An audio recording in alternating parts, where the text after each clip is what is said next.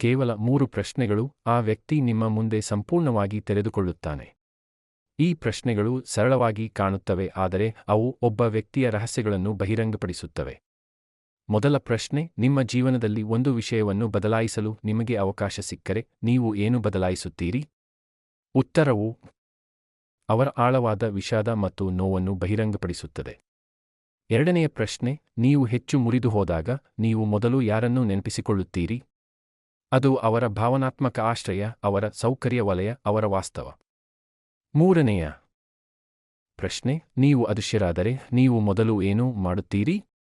ಅವನು ಒಳಗಿನಿಂದ ನಾಯಕನೋ ಅಥವಾ ಖಳನಾಯಕನೋ ಎಂದು ಇದು ನಿರ್ಧರಿಸುತ್ತದೆ. ಇದು ಪ್ರಶ್ನೆಯಲ್ಲ, ಇದು ಉಪಪ್ರಜ್ಞೆಯನ್ನು ಅನ್ಲಾಕ್ ಮಾಡುವ ಕೀಲಿಯಾಗಿದೆ. ನೀವು ಇವುಗಳನ್ನು ಅರ್ಥಮಾಡಿಕೊಂಡರೆ ನೀವು ಜನರೊಂದಿಗೆ ಮಾತನಾಡುವುದಿಲ್ಲ, ಆದರೆ ಅವರ ಆತ್ಮದೊಂದಿಗೆ ಮಾತನಾಡುತ್ತೀರಿ, ಮತ್ತು ಇದು ಸಂಭವಿಸಿದಾಗ ನೀವು ಆಟದ ಸೃಷ್ಟಿಕರ್ತರಾಗುತ್ತೀರಿ, ಅದರ ಭಾಗವಲ್ಲ. ಬಹುಶಃ ಇದು ನಮ್ಮ ಕೊನೆಯ ಸಭೆಯಾಗಿರಬಹುದು, ಆದ್ದರಿಂದ ಅದನ್ನು ಅನುಸರಿಸಿ, ಏಕೆಂದರೆ ಜನರು ತಮ್ಮ ಇಡೀ ಜೀವನವನ್ನು ಮರೆಮಾಡುತ್ತಾರೆ ಎಂಬ ಸತ್ಯವನ್ನು ನೀವು ಇಲ್ಲಿ ಕಾಣಬಹುದು.